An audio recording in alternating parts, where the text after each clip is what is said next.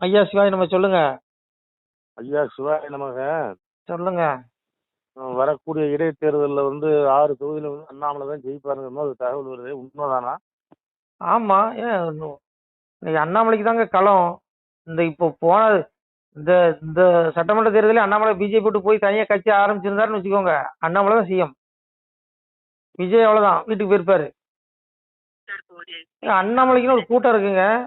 நீ அவ்வளவு சாதாரணமா 15 நாள்ல 18 லட்சம் உறுப்பினர் இன்னைக்கு நேரடி முகாம் போட்டிருக்காங்க. அங்கங்க தன்னார்வலர்கள் 50 லட்சம் பேர் சேர்ந்தாச்சு இப்பவே. ஏன்னா எப்படி இணையறன்னு தெரியாம இருந்தாங்க. ஆன்லைன்ல எப்படி இணையறது யாருக்கும் தெரியாது. நீ யாரு செல்ல வச்சுட்டு இருக்கலாம், பட்டன் செல்லு வயசானவங்க எல்லாம் 30 லட்சம் பேர் கூட இருக்காங்க அண்ணாமலை ஆதரவாளர்கள் வெளியில. 18 30 இப்போ நேரடி முகாம்ல சேர்றாங்க. அப்போ கணக்கு ஒரு 50 லட்சம் பேர் வந்தாச்சு. அண்ணாமலை தான் நீ அடுத்து முதல்வர், அதுல மாற்றம் கிடையாது. விஜயும் கடகம் தான், அவரும் கடகம் தான். இப்ப விஜயும் கடகம் தான், அவரும் கடகம் தான். ரெண்டு பேருக்குமே ராஜயோகம் இருக்கு. அண்ணாமலைக்கு சரியான ராஜயோகம் இருக்கு. கண்டிப்பா பாருங்க, அண்ணாமலை சிஎம் அவர். ஏன்னா இந்த ஆட்சி எவ்வளவு தூரம் போகும்னு சொல்ல முடியாது. எப்ப வேணாலும் இப்போ அமைச்சர் பதவி கிடைக்காதவங்க விரக்தியில இருப்பான். இவனுக்கு எல்லாம் என்ன தியாகிகளா? அப்படியே விஜய் நமக்கு சீட்டு கொடுத்துட்டாரு, நாமெல்லாம் அப்படியே விஜய் பின்னாடி 5 வருஷம் இருக்கணும் அப்படின்லாம் இருக்க மாட்டாங்க. எல்லாம் சுயநலத்துக்கு தான் வரான். யாரு மக்களுக்கு நல்ல செய்ய வரான்னு சொல்லுங்க. அதனால எப்ப வேணாலும் அமைச்சர் பதவி கிடைக்காத பிறகு விரக்தியாகி வெளியே போக வாய்ப்பு இருக்கு. மும்பைல எப்படி நடந்தது? அதனால அப்படி நடக்கும் பொழுது சட்டமன்ற தேர்தலே வரலாம். வந்துச்சுன்னா அண்ணாமலை தான் முதல்வர், அது எந்த மாற்றமும் கிடையாது. ஏன்னா அண்ணாமலைக்கு ஜாதகம் தெளிவா இருக்கு. பக்கம் 15 பார்மூடம் 12 மக்கனை கோல் கிரகம் 9 அண்ணாமலைக்கு தெளிவா இருக்குங்கிறான். ஜாதகம் சொல்லுது அண்ணாமலை கட்டம். விஜய்க்கும் ராஜயோகம். இப்போ விஜய் வந்து வெறும் சொற்ப சீட்டை வச்சுக்கிட்டு இந்த திமுக கண்ணில் விரல விட்டு ஆட்டுறாருன்னா அவருக்கு ஜாதகம் கெட்டி. ஏன்னா அப்பதே கலைச்சி விட்டுருப்பாங்க. இன்னும் இவ்வளவு தூரம் தாக்க முடியும். இன்னும் 1 மாசம் ஓடுதுன்னா ஆச்சரியம். இன்னும் 1 மாசம் அதுக்கு மேல ஓடுதான வாய்ப்பு குறவுதான். அண்ணாமலைக்கு கட்டம் பயங்கர தெளிவா இருக்குயா. கடகம் வந்து கடகத்தை பொறுத்தவரை எப்படி தெரியுமா? கடகத்துக்கு கூட்டே ஆகாது. இப்ப அண்ணாமலை பாருங்க, பிஜேபியில இருந்தார், என்ன நடந்துச்சு? கடைசி வரைக்கும் அவருக்கு ஒரு அமைச்சர் பதவி கூட கொடுக்க மாட்டான். கடகம் அப்படிதான். கடகம் வந்து தாய் ஸ்தானம், எல்லாத்துக்கும் நல்லது பண்ணும். ஆனா தனக்குன்னு எதுவும் கிடைக்காது, தனக்குன்னு எதுவும் வராது. அந்த மாதிரி அது தனியா போச்சுன்னா ஜெயிக்கும். விஜய் தனியா நின்றதுனாலதான் சிஎம் ஆனாரு. விஜய் இப்ப கூட்டணியில போயிருந்தாரு வைங்க, விஜய் கவுன்சிலரா கூட இருக்க முடியாது. கடகம் வந்து இன்னைக்குமே தனியா தான் நிக்கணும். கடகத்துக்கு ஒரு பவர் இருக்கு. அதனால அவருக்குன்னு ஒரு யோகம் இருக்கியா. சாமியே சொல்றாங்களா உச்சி, இப்போ பகவானே சொல்றான், உச்சி கிரகமடா உங்கள் ஒருவருக்கும் தெரியாது, என் பட்சம் உண்டால் போதுமடா, பகையில்லை என் மகனே யாருக்கும் பதறாதே, அச்சமில்லை என் மகனே ஏடு தந்தேன் உன் கையிலே, எழுத்தாணியும் கூட தந்தேன் பட்டயம் தந்தேன் நான், பகை தீர்ப்பேன் பதறாதே. அண்ணாமலைக்கு இறைவன் சொல்றான். உச்சி கிரகம் 9 நடத்துது எல்லா ஜீவராசிகளுடைய வாழ்க்கையிலையும். இங்க நடக்கிற சுக துக்கங்கள், இன்ப துன்பங்கள், மரணம் வரைக்கும் கிரகம் தான் நடத்துது. இப்ப நாளைக்கு எனக்கு சாவு, இப்ப பேசிட்டு இருக்கும்போது நான் சாகணும்னு எழுதுதான் வச்சுக்கோ, கிரகம் முடிச்சிடும். கிரகம் முடிச்சுன்னா என்னோட இதே நின்றோம். எனக்கு உயிர் தீர்ப்புக்கு போயிடும் ஆத்மா. நான் நல்லது செஞ்சிருந்தா மோட்சம், நல்லது செஞ்சால் சொர்க்கம், மோட்சம் கிடைக்காது. எங்க அப்பா சிவனை தேடினா மோட்சம் கிடைக்கும். அப்படி இல்லைன்னா நல்லது செஞ்சுன்னு வச்சுக்கோங்க, போகம் சொர்க்கம். அதான் சொல்றான்ல. அதாவது ஒண்ணு புரிஞ்சுக்கோங்க ஐயா, நல்ல செய்த ஆத்மா சொர்க்கத்துக்கு தான் போறான், இறைவனை அடையிறது இல்ல. அங்க போகங்களை அனுபவித்த பிறகு இறப்புக்குரிய மண்ணுலகளை மீண்டும் மனுஷனா பிறக்கிறான். ஆனா இந்த அரசியல்வாதி பயிலுக்கு இருக்கான் பாருங்க, இந்த ஊழல் பண்ணவன், இந்த கூரடிச்சு உலையில போடுறவன், இந்த நான் தாங்கிற ஆணவத்துல ஆடுறவன், இவன் எல்லாமே தமோ குணமுள்ள ஆத்மா. இவன் நரகத்துக்கு போறான் இறப்புக்கு அப்புறம். மீண்டும் மண்ணு உலகில ரஜசி பிள்ளைங்க கத்வா கர்ம செஞ்சாயுது, ததா பிள்ளைங்க தமசி உணர்ச்சி செஞ்சாயுது. 84 லட்சம் யோனி இருக்கு. பிறப்பிடங்கள் 84 லட்சம். இப்போ மனித பிறப்பிடங்கள்ல இருந்து விலங்குகள் பிறப்பிடங்கள் வரைக்கும் நிறைய பிறப்பிடங்கள் இருக்கு. 84 லட்சம் பிறப்பிடம் இருக்கு.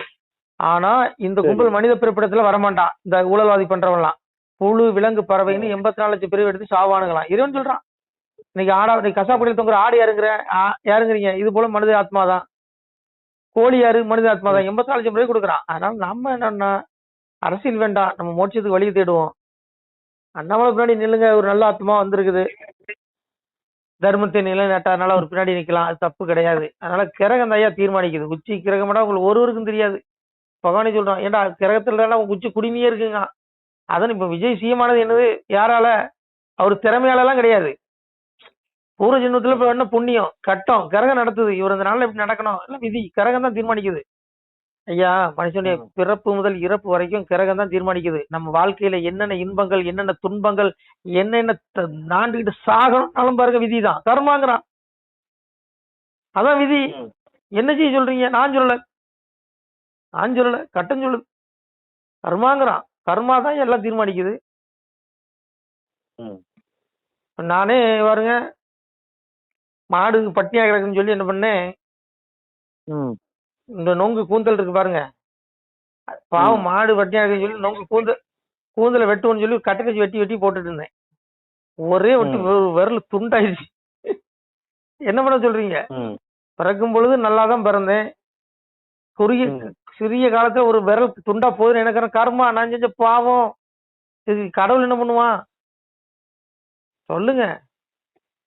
ஒண்ணும் பண்ண முடியாது. அதனால இங்க பாருங்க, நம்ம பூமியில வந்ததே முன் செஞ்ச வினை அனுபவிக்க தான் வந்திருக்கோம். இந்த பிறவியை முடிச்சுக்குவோம். அப்பா சிவனே எனக்கு மோட்சத்தை கொடுத்துன்னு போயிடணும். ஏன்னா பிறப்புங்கிறது பெரிய துன்பங்க, பிறப்பு இன்பம் கிடையாது. பகவானே சொல்றான், என்னை அடைந்து விட்ட பிறகு இம்மனிதர்கள் இறப்புக்குரியதும் நிலையற்றதும் துன்பத்துக்குரியதுமான மறு பிறவியை அடைவதில்லைங்கிறான். இந்த பிறவிய துன்பம்னு பகவான் இறைவன் சொல்றான். அப்புறம் எப்படி நீ இன்பம்? நீ முதலமைச்சர் ஆயிட்டா உனக்கு இன்பம் கிடைச்சிருமா? நீ பிரதமர் ஆயிட்டா உனக்கு இன்பம் கிடைச்சிருமா? நீ மந்திரி ஆயிட்டா உனக்கு இன்பம் கிடைச்சிருமா? கிடைக்காது. எப்படி கிடைக்கும்? கிடைக்காது. இது போகும். கொஞ்ச நேரத்துக்கு இன்பமா இருக்கும், முடிஞ்சிடும், அவ்வளவுதான். அந்த ஆசைக்கு ஒரு முடிவு இருக்கு. ஆனா எங்க அப்பா சிமெண்ட பண்ண வச்சுக்கோ, உனக்கு எல்லையில்லா அந்த பேரின்ப வாழ்வு கிடைக்குது, பேரானந்தம். எப்படி அந்த ஆனந்த சுகம் ஆத்மாவுக்கு அவ அங்க அங்க ஹீனம் அவையும் கீழஹீனம் கிடையாது. ஆத்மா குறைபாடே கிடையாது. ஆத்மாவை எவனாலும் வெட்ட முடியாது. இந்த விரல வெட்டிடலாம், இந்த உடம்பை வெட்டி கொண்டுடலாம், உடம்பை எரிச்சிடலாம், ஆத்மாவை எரிக்க முடியாது. ஆத்மாவை ஜலத்துல மூழ்கடிக்க முடியாது. காற்று இவனை உளரைப்பதில்லை. ஒரு 100 மாடி பில்டிங் இடிஞ்சு இந்த ஆத்மாவில விழுந்தாலும் ஆத்மாவுக்கு ஒன்றும் ஆகாது. ஒளி உடம்பு, அது ஒண்ணும் பண்ண முடியாது. அந்த ஆத்மா மோட்சத்துக்கு போச்சுன்னா அப்படியே அந்த எல்லையெல்லாம் அந்த ஆனந்தத்தை அனுபவிக்குது சிவ வீட்டுல. சொர்க்கத்துக்கு போச்சுன்னா என்ன கேட்டாலும் கிடைக்கும். கற்பக விருட்சம் என்ன, நீ என்ன கேட்டாலும் கிடைக்கும். போகும் சொர்க்கம்.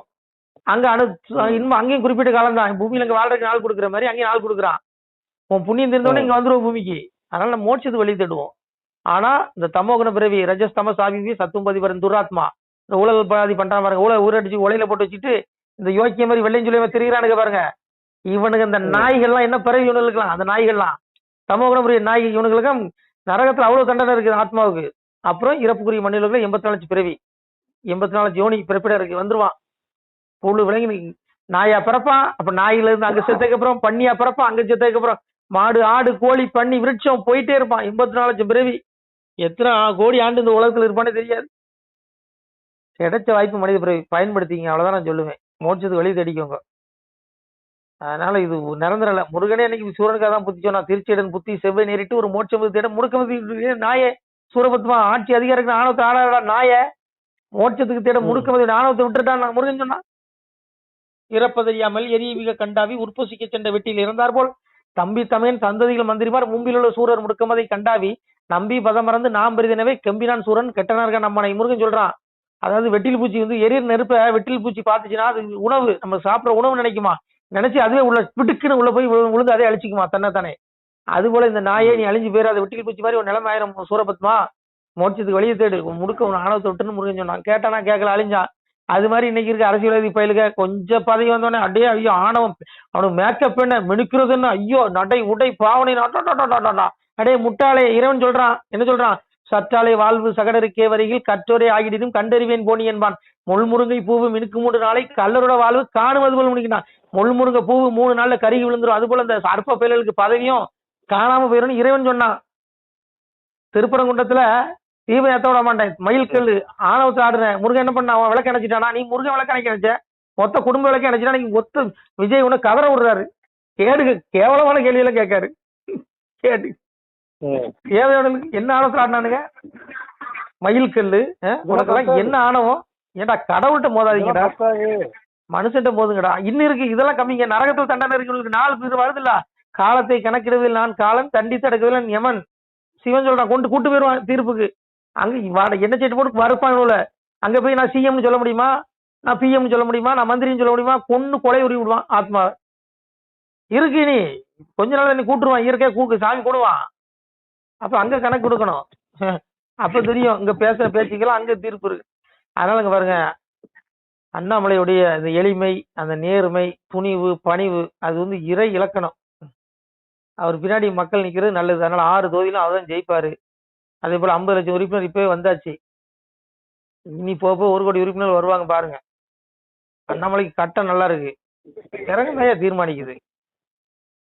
பார் பக்கம் 15 பார் மூடம் 12 வக்கனை கோள் கிரகம் 9. 9 பிடியில தான் மனுஷன் இருக்கிறான். புரியுதா உங்களுக்கு? ம். நம்ம எல்லாருமே கிரகத்தின் பிடியில தான் இருக்கிறோம். அதான் சாமி சொன்னா, வையகத்தின் வைகை வாசல் காவலாளி 9 பேர். 9 பேர் அங்கிருந்து பல உபகாரம் செய்கின்றாருங்க. பகவானே சொல்றான். இந்த வைகத்தின் 9 சிசிடிவி கேமரா மேல மாட்டி வச்சிருக்கடா 9 கிரகம். அவன் பிடியில இந்த மனிதர்கள் செய்யக்கூடிய பாவ புண்ணியம் எல்லாம் பதிவாகுதுங்கிறான். அதன்படிதான் அவனுக்கு நரகம், சொர்க்கம், மோட்சம் எல்லாம் அமையுது. இவனுக்கு என்னமோ நினைச்சுக்கிறான், செத்துக்கு அப்புறம் எல்லாம் முடிஞ்சிருது, நம்மள மெரினாவில் கொண்டு புதைச்சிருவான், அப்படியே நம்மளுக்கு மணிமண்டபம் கல்லறை கட்டிட்டா அப்படியே நம்மள எல்லாம் கும்பிட ஆரம்பிச்சிருவான்னு நினைக்கிறேன். அடே ஆத்மா அழியாதுடா, தீர்ப்புக்கு போவண்டா. பண்ணி நாயின்னு புழு விலங்கு 84 லட்சம் பிறகு கொடுத்துரும், கொல்லுவான்டா. திருந்துங்கடா, இறைவனை தேடுங்கடா. இது சிவ வார்த்தை, என் வார்த்தை கிடையாது. உன் உடம்பு முக்கிட்ட புழு தின்றோம் கொஞ்ச நேரத்துல, அங்க என்ன இருக்கு, எலும்பு கூட கொஞ்ச நேரம் மக்கி போயிடும். ஆத்மா உலகமே அழிஞ்சாலும் அழியாது. செத்தோடனே ஆத்மா வெளியே வந்துடும், ஒளி உடம்பு தீர்ப்புக்கு போவது. இவன் எவனா திருந்துறானா? கொஞ்சம் கூட அறிவில்லையா? எதுக்கு பிறந்தனே தெரியாம வாழ்ந்துட்டு இருக்கான். ஏன் நம்ம பிறந்ததே மோட்சத்தை அடைய இருக்குதாடா. வகுத்தான் வகுத்த வகையிலால் கொடி தொகுத்தாருக்கு துய்த்தல் இருந்து வள்ளுவனி சொல்றான். நீ 1000 கோடி ஊழல் பண்ணாலும் அதுல நீ எவ்வளவு அனுபவிக்கணும் இறைவன் எழுதிருப்பான், அவ்வளவுதான் நீ அனுபவிக்க முடியும். எவன் வந்து கூட்டு போயிருவாங்க வள்ளுவன் சொல்றான். கேட்டா வள்ளுவத்தை நாங்க தூக்கி பிடிக்கிறோம் அப்படி இப்படி உருட்டுவானுங்க. என்னடா வள்ளுவத்தை தூக்கி பிடிக்கிறீங்க? வள்ளுவன் கறி திங்க கூடாதுன்னு சொல்றான். கறி திங்காம இருக்கீங்களா அத்தனை பயில்களும்? சொல்லுங்க. கருதினா எவ்வளவு பெரிய பாவனம் எழுதியிருக்கான் வள்ளுவன், பக்கம் பக்கமா எழுதியிருக்கான். சொல்லுங்க. அருளிலாருக்கு அவ்வுலகிலே பொருளிலாக இவ்வளவு இந்த ஒரே என்ன அருள் இருக்கு? தன்னுன் பெருக்கருக்கு பெருதுன்பார் எங்கன ஆளு அருள். உடம்ப வளர்க்கறதுக்கு அடுத்த சிவராசிகளை கொண்டு திங்கிறியடா பாவண்டாங்கிறான். எப்படி எல்லாம் உங்களுக்கு தெரியுமா? கேட்டா வள்ளுவன பெரிய அப்படியே வள்ளுவனை தூக்கி பிடிப்பானோ கொடியை பிடிப்பானோ. ஏன்னா வள்ளுவன் சொன்ன கடைபிடிங்கடா. விடுங்க, நமக்கு எதுக்குங்க நம்ம கூட பிறவி இங்கே போய் நாசம் போய் நேரத்துல போய் அழிஞ்சு சாக போறானுங்க. 80 லட்சம் பிறவில வர போறானுங்க. திருந்தினானுங்கன்னா பொழைச்சானுங்க. 80% வாழ்ந்துட்டானுங்க. ஒருத்தருக்கு 70 வயசு 80 வயசுங்க.